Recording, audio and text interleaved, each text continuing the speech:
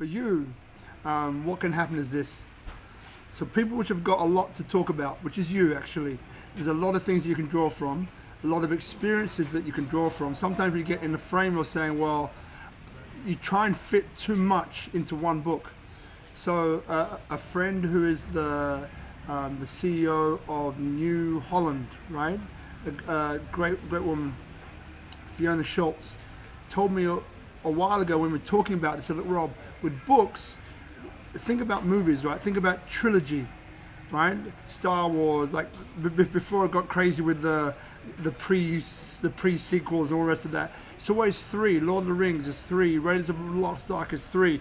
It's 3, right? Magic number. So then what you can do, which really helped me actually, was realizing that this book doesn't have to have everything in it. I can do 3 books. This is the first of 3.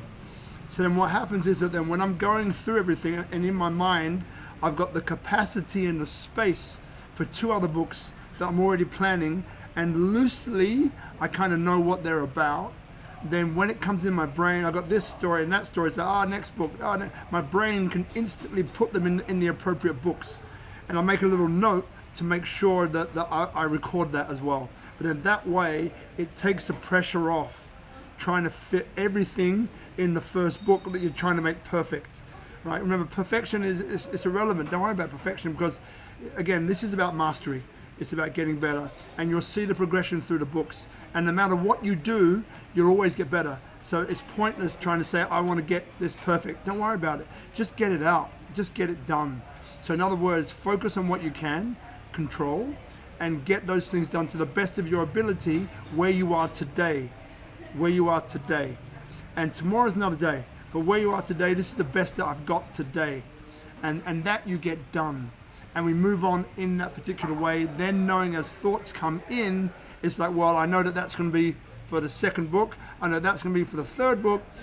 I've already made mental notes of that, so I don't need to worry about it now. I'm focused on book number 1, right? And then that frees up the space, the capacity, the bandwidth in your brain, in your mind and your body actually, so you can just focus on one, right? And not have this compelling, this compelling thing that's driving you to try and fit everything into one book, which is not going to happen.